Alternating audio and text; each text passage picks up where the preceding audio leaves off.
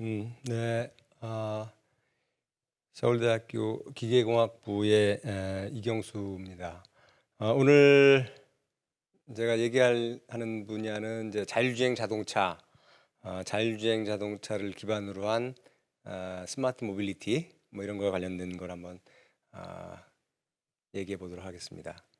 오늘 제목을 자율주행 미래 모빌리티 시대 변화와 뭐 기술 트렌드 뭐 이런 거 이렇게 얘기를 했는데, 그래서 자율주행 자동차라는 게 뭔가, 또 이 스마트 모빌리티라는 게 이제 어떤 개념인가, 이게 왜 필요한지 뭐 이런 것들. 그리고 우선 여기 이제 이경 서울대학교 FMTC 센터장이라고 돼 있는데, 나는 기계공학부 공과대학 기계공학부 교수고, FMTC라고 하는 거는 이제 서울대학교의 연구센터, 퓨처 모빌리티 테크놀로지 센터. 그래서 자동차를 기반으로 한 미래 이동 체계에 관련된 연구를 하는 센터의 센터장을 맡고 있습니다. 그래서 오늘 전체적으로 얘기할 내용들이 그 왜 자율주행 자동차 스마트 모빌리티인가, 왜 이런 것들을 연구하고 앞으로 어떻게 변화하려고 하는가, 뭐 이런 것들을 한번 살펴보고, 자율주행 자동차에 라는 게 어떤 시스템인가, 또 그런 어떤 기술들이 필요한 건가, 그리고 우리나라에서는 어떤 일들이 어떤 것들이 준비되고 있는지, 이런 것들을 좀 소개하고, 또 마지막으로 우리 서울대학교에 시흥 스마트 캠퍼스를 새로 만들고 있는데, 거기에 미래 모빌리티 기술센터에서 어떤 일들을 하고 있는지 이런 것들을 간단히 소개하도록 하겠습니다.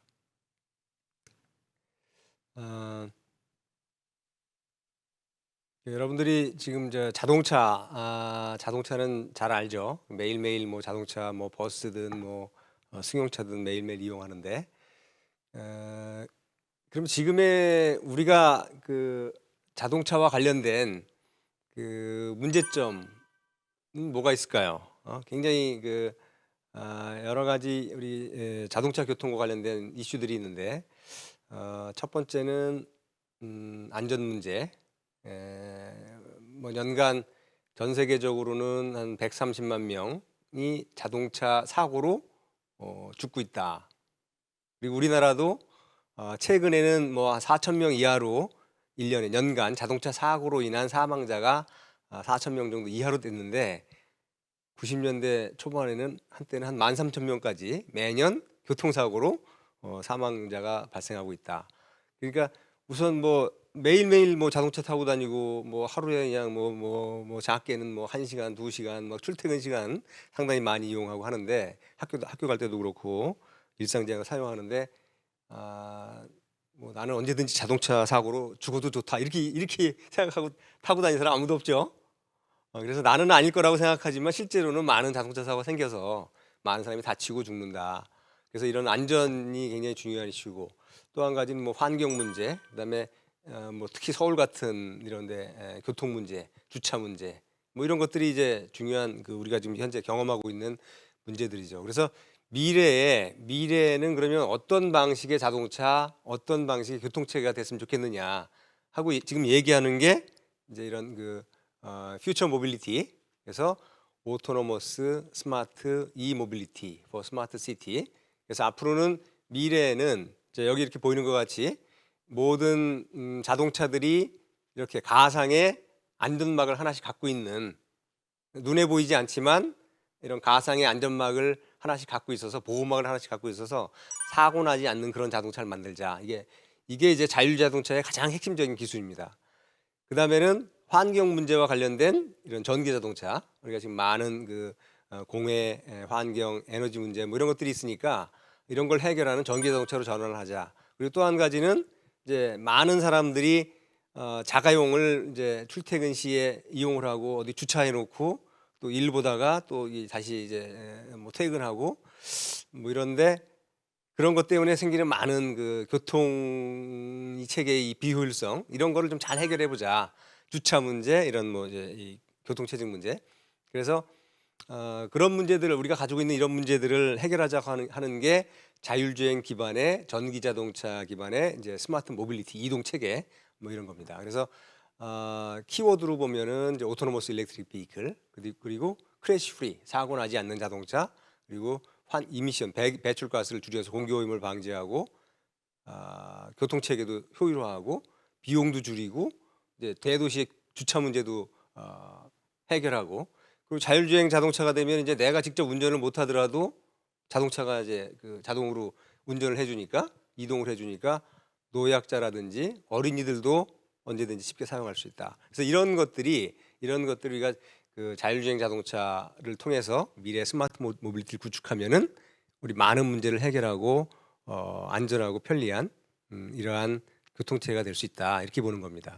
그래서 이런 것들을 이제 다 노력을 하고 있는 거고 결국은 이런 것들이 이제 대도시에서의 도시라고 하는 거는 이제 많은 그 인구가 집중되어 있고 많은 그 시설, 기관, 사람들이 모이는데 이런 결국 궁극적으로는 이 생산성, 도시의 생산성을 올리고 우리가 효율적인 이런 도시 체계가 되는데 가장 중요한 요소가 될 거다. 뭐 이렇게 보는 겁니다.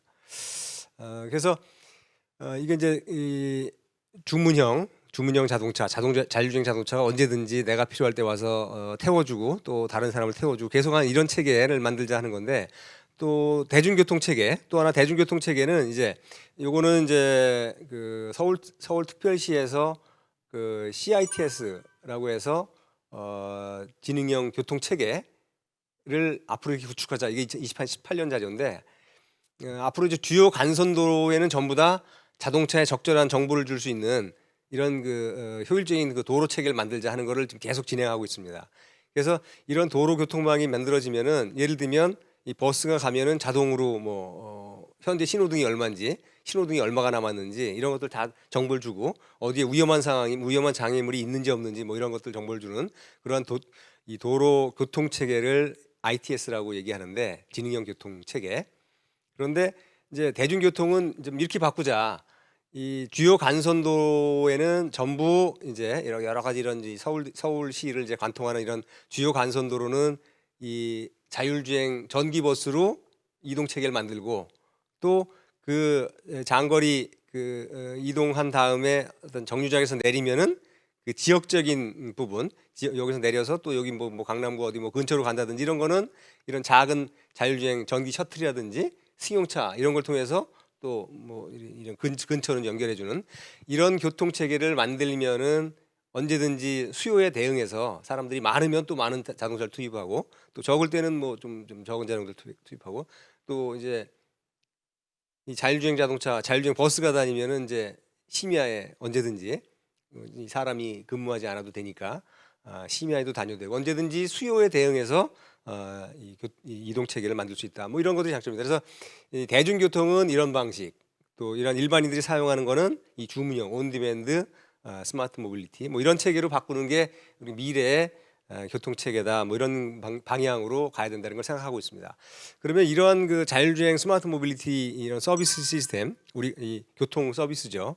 이런 게 되려면 뭐가 있어야 되느냐? 첫 번째는 자율주행 자동차가 있어야 되겠죠. 첫 번째는 자율주행 자동차.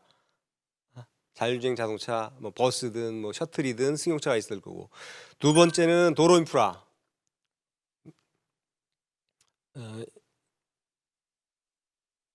도로 인프라.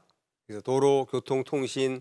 그래서 이 디지털 맵이라든지 또 교통 신호를 알려주는 자동차에 알려주는 이런 그 통신 체계라든지 도로 환경을 알려주는 뭐 로드사이드 유닛이라든지 이런 인프라가 이제 구축이 돼야 되고 그 다음에는 이런 그 자율주행 자동차를 언제든지 일반인들이 쉽게 사용할 수 있는 사용자 인터페이스 내가 앱으로 뭐 선택한다든지 신청한다든지 또는 스마트 스테이션에서 내가 언제든지 내가 언제 타고 싶고 어디로 가고 싶다 하는 거를 사용자가 선택할 수 있는 이런 사용자 인터페이스 그리고 이러한 세 가지 요소들을 전부 연결해서 필요한 정보를 공유하고 전달해주는 이러한 컨트롤 또는 데이터 또는 서비스 센터 뭐 이러한 네 가지 요소들이 이제 구축이 돼서 서로 연결되면 이러한 서비스가 가능하다 하는 뭐 이런 거고요.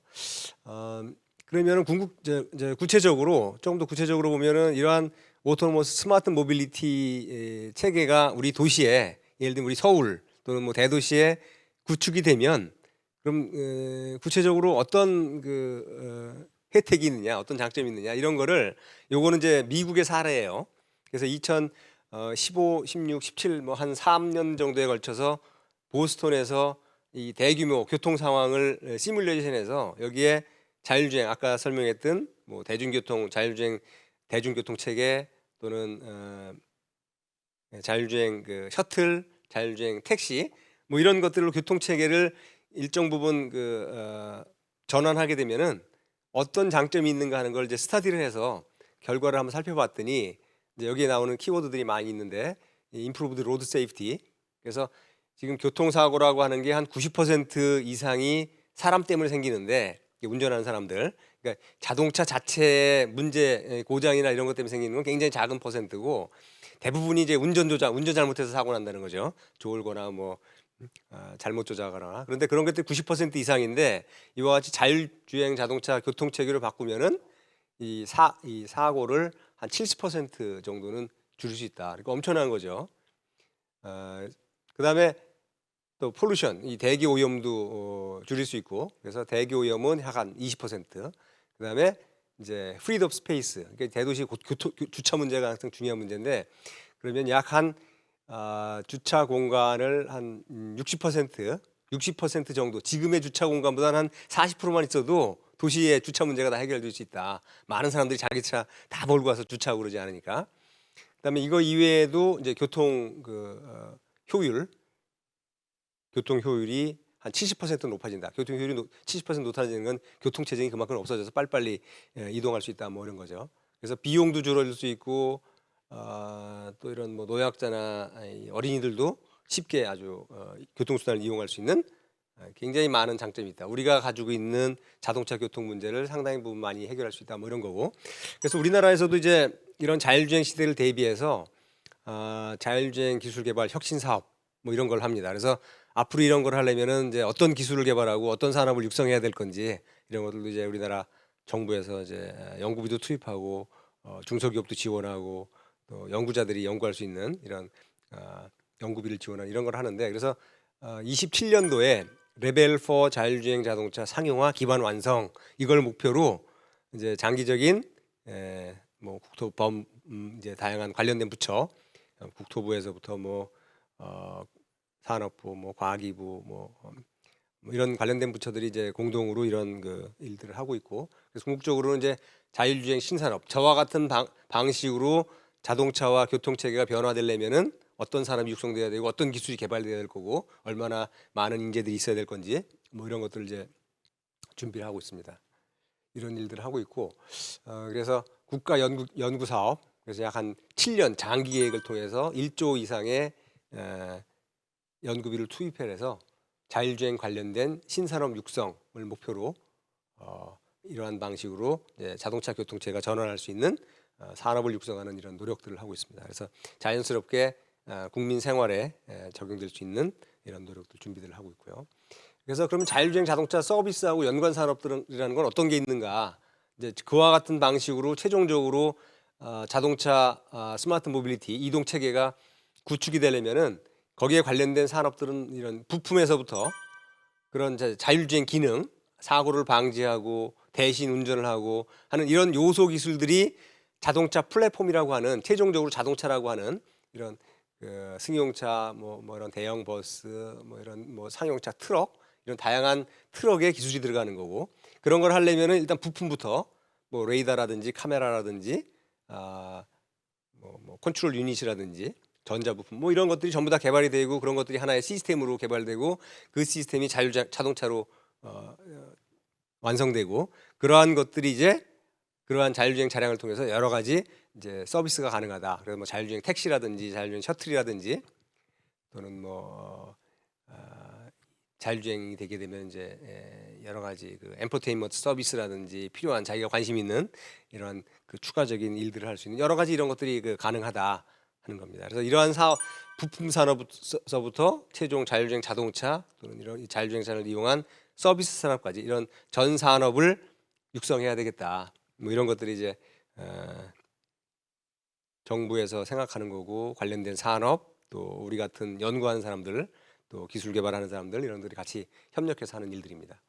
그래서 이제 요거는 이제 국토부에서 2025년 자율주행 기반 교통물류 체계 상용화 시대 개막을 위해서 이런 준비를 하겠다. 그래서 2025년도에는 이제 자율주행 셔틀이라든지 뭐 배송이라든지 자율주행 기반 교통 물류 체계를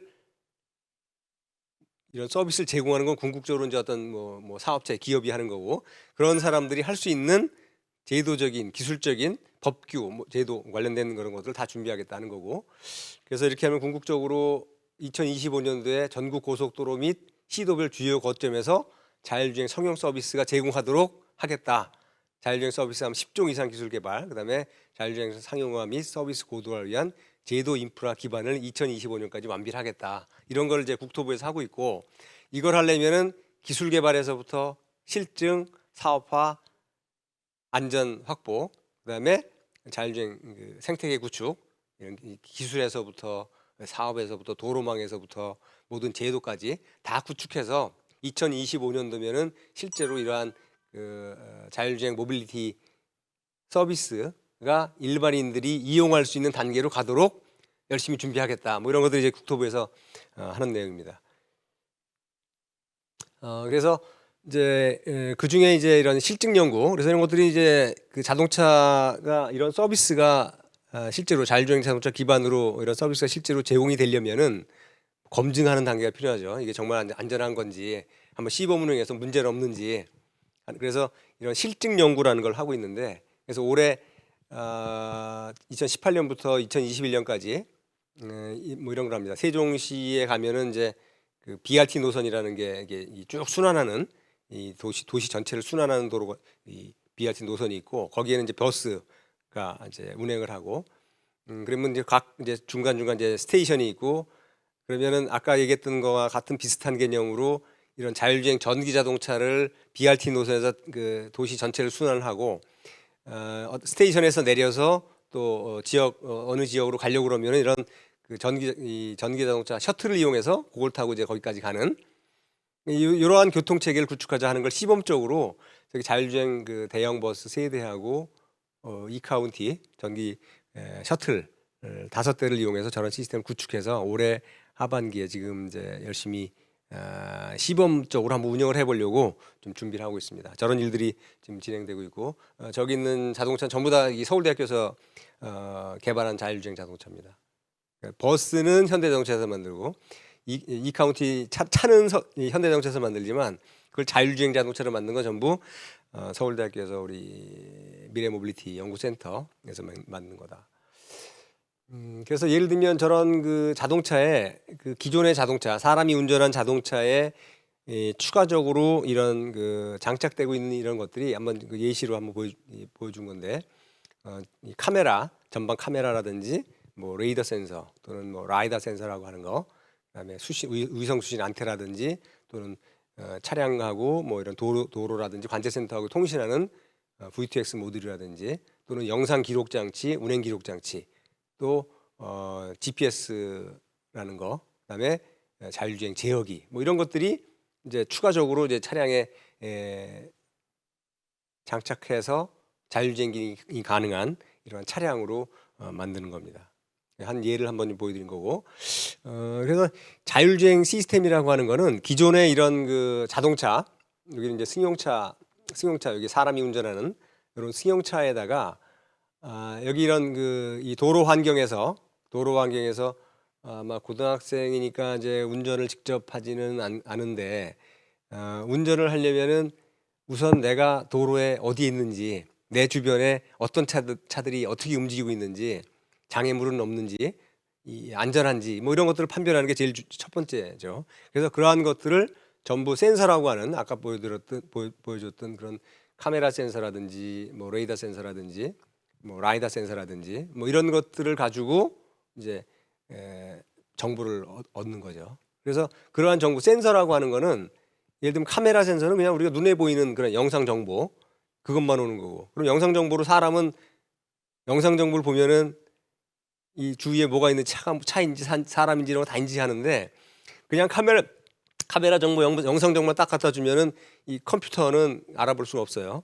그래서 그런 걸 가지고 어디에 차가 있고 거리가 얼마고 어떻게 상대적으로 움직이니, 어떻게 위험한지 안 한지 이런 걸 다 판별하는 이런 것들은 전부 이런 이 신호 처리, 그런 신호가 어떤 걸 의미하는지 하는 거를 소프트웨어적으로 처리하는 뭐 이런 것들이 필요한 거고, 그다음에 레이더 센서, 라이더 센서 이런 것들도 뭐냐면 결국 빛이나 전자파를 쏴서 거리가 얼마인지 반사되는 그 신호를 단편적인 신호를 주는데 그러한 것들을 가지고 내가 필요한 정보를 찾아내는 건 전부 이제 이 신호를 그 신호가 무슨 의미를 갖고 있는가 하는 건 전부 다 수학적인 계산을 통해서 계산되는 겁니다. 그래서 그러한 센서를 통해서 모든 이런 DCU라고 하는 그래서 모든 이런 신호 정보를 우리가 필요한 정보로 만들어주고 이 상황에서 내가 우리 차가 안전하게 어떻게 움직여야 되느냐 사람이 운전하는 것 같이 이제 그와 같이 모든 판단을 내리고 차량을 제어하는 차량이라고 하는 거는 이제 운전 할 때 조향 핸들, 가감속 브레이크 뭐 이런 것들을 조작하죠.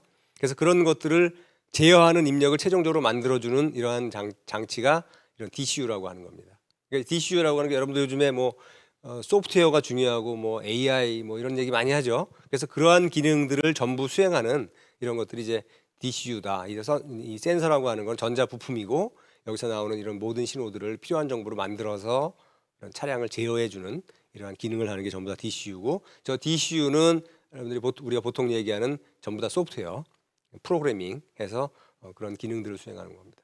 그래서 보통 이제 많은 얘기하는 게 이제 앞으로는 이제 AI가 고도화되고 AI 기술이 이제 적용이 돼야지 자율주행이 가능하다. 뭐 이런 얘기 많이 하고 있죠.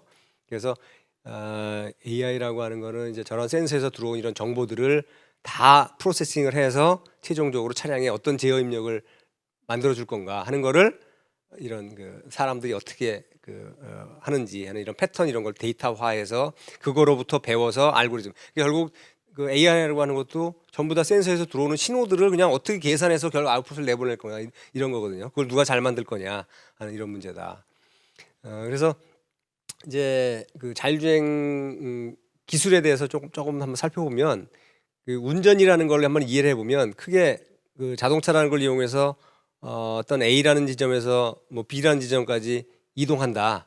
그러면 첫 번째 결정해야 되는 거는 경로 계획. 내가 어떤 길로 갈 거냐, 어떤 길로 갈 게 제일 효율적인 건가. 그거 이제 내비게이션이 지금 다 해주고 있죠. 그러니까 그런 부분들은 이미 내비게이션으로 지금 이제 저가형 뭐 GPS 이용해서 디지털 맵 그런 걸 이용해서 지금 다 돼 있다. 그 다음에는 뭐냐면 이제 자동차가 그런 도로를 가고 있을 때에 차선을 안전하게 유지할 거냐, 앞차하고의 안전거리는 잘 유지할 거냐, 언제 좌회전을 할 거냐, 뭐 차선 변경이 필요하냐 이런 것들을 다 판별하는 판단, 이 사람이 다 지금 하고 있는 거죠. 그래서 그런 것들이 이제 차선 주행 그런 것들이 이제 그다음 단계고 좀 그렇게 하려고 그러면 이제 내가 차선을 유지하고 앞차하고의 안전거리를 유지하고 그러려면은 자동차를 이제 조향 핸들을 움직이고 뭐 가감속 페달을 조작하고 하는 이런 게 필요하죠. 이 사람은 이제 그거 이제 뭐 이제 몸에 익어서 이제 자동으로 막 하는데 그거를 결국은 전부 다 이런 기능을 자율주행이 되려면은 이러한 기능들이 가능한 프로그램 작동되는 이런 프로그램을 다 만들어주는 게 필요하다. 그래서 이제 그러한 기능적인 모듈들을 이제 보면은 자율주행 시스템이라고 하는 건 최종적으로 자동차가 그렇게 움직이려면 첫 번째 위치 정보, 맵이라든지 또는 주위 환경 정보, 이게 사람이 하는 것도 마찬가지거든요.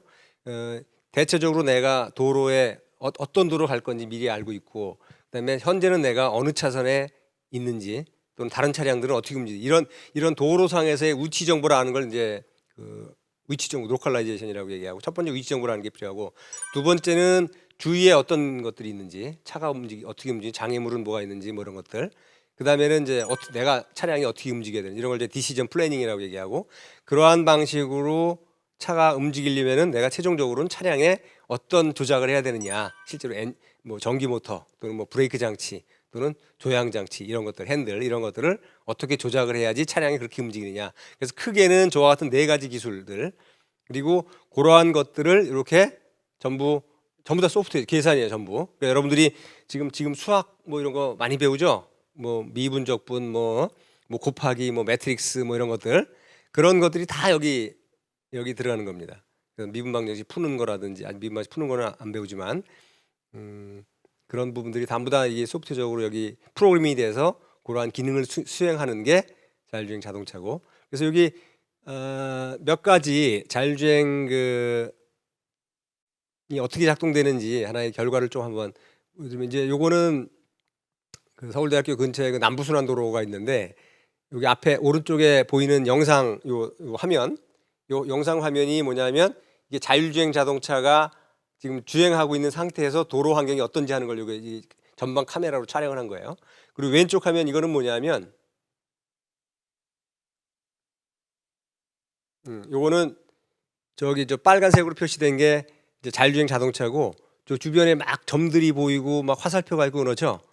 그러면 저거는 영상 자료, 화면에서 보이는 자료하고 라이다라고 하는 건 뭐냐면 빛을 쏴가지고 반사되는 빛을 감지해서 어디에 무슨 어떤 물체가 있는지를 그 신호만 점만 주는 거예요. 점의 데이터. 그럼 그 점이 무슨 의미를 갖고 있느냐 하는 거를 해석을 해야 되겠죠. 이해를 해야 되겠죠. 그래서 그런 것들은 전부 다 수학 계산이에요. 계산. 수학적인 계산. 그런 걸 통해서 어떤 차가 어디에 있고 어디로 어떻게 움직이고 있는지 하는 것들을 전부 계산해서 그 자료를 저렇게 보여주는 게 왼쪽에 있는 화면. 그러니까 오른쪽에 있는 건 사람이 보는 거고 눈으로 보는 거고 왼쪽은 이제 실제로 자율주행 시스템, 자율주행 장치가 주변 환경을 이해하고 있는 정보예요. 왼쪽이. 저걸 가지고 내가 이제 가감적으로 해도 되겠다. 아니면 차선을 어떻게 유지해야 되겠다. 이 내 차선으로 끼어 들어오는 차가 있구나 없구나. 뭐 이런 것들을 전부 다 저기 끼어 들어오는 차 들어오려고 그러죠. 뭐 이런 것들을 전부 다 저렇게 이해를 한다. 그리고 이제 교차로 같은 이런 경우에도 이제 여기 왼쪽과 같은 오른쪽과 같은 그런 상황에서 좌회전하는 경우에 이제 이 앞 차량들은 어떻게 가니까 어떻게 가고 있구나 하는 걸 파악하고 그러니까 내 차는 어떻게 안전하게 가면 되겠다 이런 것들을 이제 사람보다 더 스마트하게 만들자, 더 안전하게 운전 잘하는 이런 자동차를 만들자 하는 게 우리가 연구하는 거고. 그래서 이제 요 데이터를 요것도 아까 이제 비슷한 그런 그 교차로에서 보면은 요 옆에 있는 이 동영상 이 자료가 뭐냐면 많은 그 데이터, 이 카메라 영상 자료하고 이런 라이다라고 하는 이런 그 센서 장치를 통해서 들어오는 많은 포인트들이 그런 것들이 뭐가 어떤 물체인지 하는 거를 실시간이라고 하는 거는 이제 그냥 거의 그냥 50ms면은 1초에 한 20번, 1초에 한 20번을 저걸 이제 계산하는 거예요. 신호를 받아서 그냥 이 계산해서 이 20번 간격으로 계속해서 저런 인포메이션이 들어오는 거예요.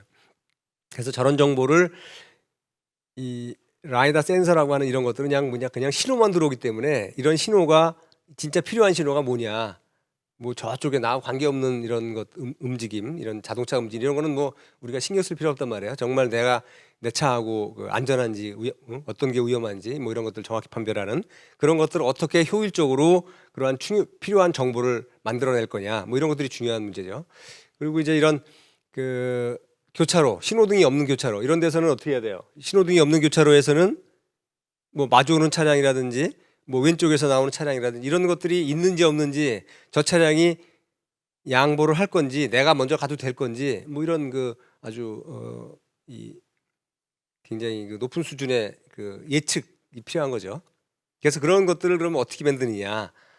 그래서 이게 이제 여기는 이제 서울대학교 이제 캠퍼스 내 삼거리인데 여기서 테스트를 한 건데 이렇게 보면은 이제 이렇게 왼쪽에서 보이는 것 같이 주위에 어떤 차량이 있고 마주오는 차량 또는 왼쪽에서 나오는 차량 이런 것들이 어떻게 움직이는지 저 차가 나한테 뭐 양보할 의도가 있는지 양보 안 하려고 하는데 이런 것들을 사람이 운전하듯이 아주 잘 판단해서 차량을 제어하는 이런 기술들이 이제 필요한 겁니다. 그래서 그리고 이거는 이제 아까 설명했던 그 BRT 노선 여기 보면 왼쪽에 있는 게 저 버스를 이제 위에서 찍은 거고 요 왼쪽 그 아래 화면 여기 보면 이제 터널도 들어가고 있죠. 그래서 저 버스가 이 차선이 3.1m인데 BRT 노선이 또 굉장히 저 차선이 좁게 돼 있는데 버스가 한 2.5m예요. 그 버스가 2.5m면 양쪽에 빼면 60cm 반으로 나누면 30cm밖에 안 남죠. 그러니까 그리고 또 사이드 미러가 또 이게 한 30cm 이렇게 튀어나오고 있고 그러니까 조금만 잘못하면 그냥 벽에 막 부딪히게 되는 거예요. 그러니까 얼만큼 이런 차선이나 위치 정보를 정확히 알아내서 차선을 잘 유지하느냐 뭐 이런 것들이 굉장히 중요합니다. 이런 것들이 전부 기계공학, 컨트롤 이런 데서 이제 하는 내용들이다. 그래서 이 오토노머스 스마트 모빌리티라고 하는 자율주행 스마트 모빌리티를 앞으로 구축하려고 그러면 필요한 게 이제 첫 번째 자율주행 자동차 오토노머스 비클이 있어야 되고 그거에 필요한 인프라가 구축돼야 되고 그다음에 컨트롤 데이터 서비스 센터가 만들어져야 된다. 그럼 자율주행 자동차 나머지 인프라 컨트롤 데이터 서비스 이거는 뭐 그냥 만들면 다 됩니다. 이제 제일 어려운 거는 이제 이 사람보다 더 높은 안전 능력을 갖는 이런 자율주행 장소를 어떻게 만들 거냐 뭐 이런 건데, 그래서 자율주행 장소를 하려면은 이제 이런 구성 요소들 필요한 것들이 환경 센서, 아까와 같은 뭐 카메라, 뭐 레이더, 라이다, 뭐 이런 센서들이 있어야 되고, 그다음에 V2X 또 통신 커뮤니케이션, 비클하고 또 임의의 뭐 이런 뭐 관제 센터, 뭐 이런 뭐 도로 사이드 이런 거하고 통신할 수 있는 통신 기술, 그다음에 디지털 맵, 그다음에 DCU 도메인 컨트롤 유닛, 모든 그런 그 전자 제어하는 소프트웨어를 수행하는 이런 DCU, 그다음에 여기에 들어가는 이제 소프트웨어 인텔리전스, 사람같이 판단하고 또 제어하는 뭐 이런 소프트웨어, 이런 게 들어가야 되고, 소프트웨어 인텔리전스라고 하는 거는 이제 사람이 하는 것 같이 위치 정보, 로컬라이제이션, 퍼셉션, 이 주위에 뭐가 있는지 알아보는 거, 그다음에 판단하는 거, 그다음에 차량을 조작하는 거, 제어하는 거, 이 운전하는데 사람이 하는 일들이 전부 다 여기 들어 있는 거죠. 사람이 여기 하는 게 이런 것들이 이제 이런 소프트웨어 프로그래밍으로 만들어져야지 가능한 거고, 그래서 이 로컬라이제이션 같은 거는 이제 이런 GPS라든지 환경 센서라든지 뭐 이런 인프라 구축된 거 이런 걸 통해서 할 수 있고, 그다음에 이제 그 인지하는 거는 이제 앞으로 뭐 날씨도 안 좋은 상태, 뭐 빗길, 눈길 뭐 이런 데서도 전부 다 가능해야 되겠죠. 이런 것들 해결해야 되고, 그다음에 컨트롤, 뭐 디시전 컨트롤 이런 것들은 뭐 많은 이제 얘기하는 뭐 인텔리전스, AI 뭐 이런 기술들, 뭐 이런 것들 앞으로 어떻게 활용할 거냐 뭐 이런 있습니다. 그래서 최종적으로 이렇게 기술적으로 해결되면, 그다음에 마지막으로는 이제 여기 이제 이런 서비스가 되고 산업화되려면 이제 코스트, 이제 일단 값이 싸게 만들어져야 되고, 그다음에 리던던시, 이제 이 하나 잘못돼도 이제 사고 안 나는 그 이중화 장치, 그다음에 페일 세이프, 만약 문제가 있더라도 이제 다치고 사람이, 이게 뭐 다 기계 전자장치면 하여튼 특히 기계는 굉장히 그 안전한데, 전자장비는 또 이게 또 기계보다는 또 고장이 잘 난단 말이에요. 예측하기 어렵고. 그래서 이런 것들이 훨씬 더 사고가 나거나 오작동할 때도 사고 나거나 이제 죽으면 안 되죠. 그래서 그런 부분들, 그다음에 휴먼 팩터, 이것들이 이제 자율주행 자동차가 이렇게 운전할 때도 사람의 이런 감성을 고려한 승차감이라든지, 이 사람들이 위험하지 않다고 느끼는 뭐 이런 것들, 이런 요소들이 다 되면 이제 우리가 아까 얘기했던 그 2025년, 2027년에 그런 자율주행 기반의 미래 모빌리티 뭐 이런 것들이 가능할 거다. 그래서 이제 앞으로 해결될 이런 것들이 이제 이제 의도 추론, 다른 차량, 이게 완전히 100% 자율주행이 차량이 바뀌는 거는 좀 시간이 걸리겠지만, 단계적으로 이제 비중이 높아지고 지역적으로 어느 지역은 이제 이런 서비스가 되고 막 이렇게 되겠죠, 순차적으로. 그래서 앞으로 얘기했던 그런 여러 가지 문제들이 기술적으로 좀 해결되는 게 필요하고, 그리고 이제 여기 보면은 실제로 고속도로 한가운데 차량 대여섯 대가 뒤엉켜 있습니다. 2차 사고를 막으려는 듯 한 남성이 뒤따라 도로 쪽으로 나가 속도를 줄이라고 손짓합니다. 하지만 속도를 줄이지 못한 차량이 미끄러지듯 덮쳐오고 황급히 피하던 남성이 도로 위에 넘어집니다. 몸을 일으킬 새도 없이 1차로에서 미끄러진 차가 스치듯 비켜갑니다. 남성이 필사적으로 갓길로 몸을 피하는 동안에도 차량 2대가 연달아 추돌합니다. 그러니까 이거는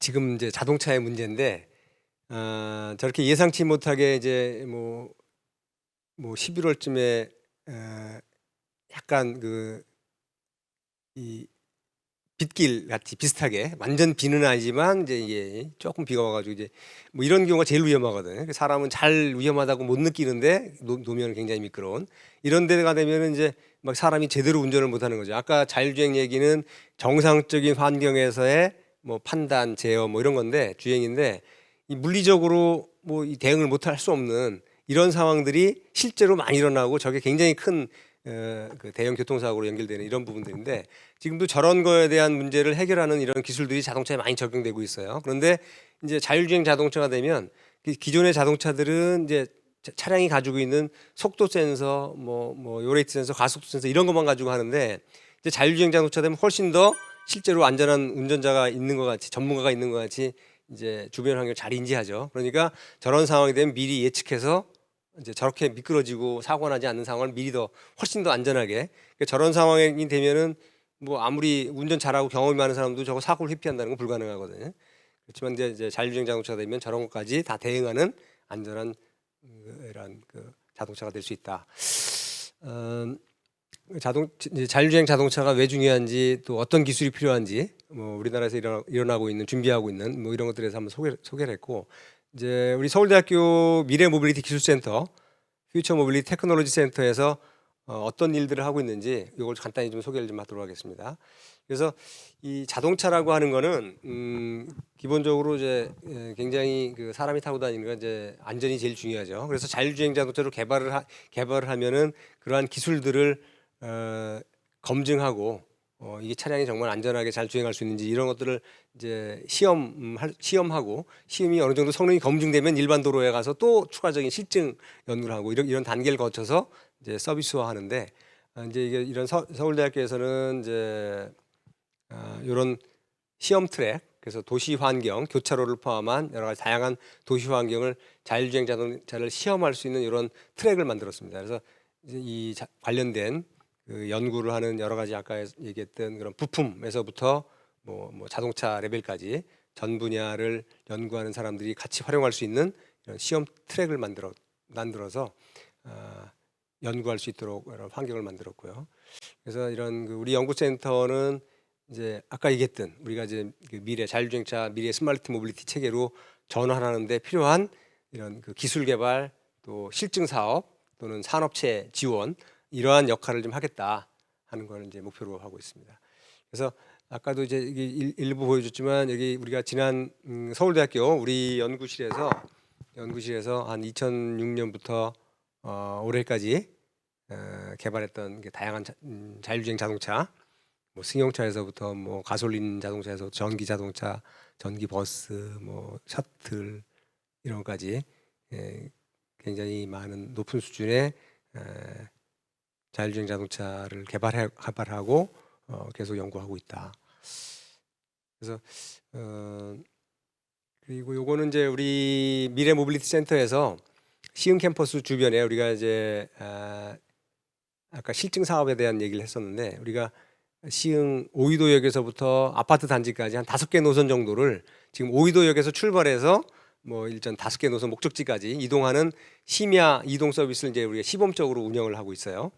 그래서 2020년하고 2021년 2년에 걸쳐서 우리 국토부에 우리가 뭐 이런 시범 사업을 좀 우리 실제 도로에서 뭐 해서 기술을 이제 점검하고 또 이런 시민들도 경험해 볼 수 있는 뭐 이런 사업을 자율주행차가 우리 생활을 어떻게 바꿀까요? 우리의 삶을 바꾸고 새로운 산업과 시장을 창출할 자율주행차. 세계는 지금 자율주행차 시장 선점을 위한 기술 개발에 온 힘을 쏟고 있습니다.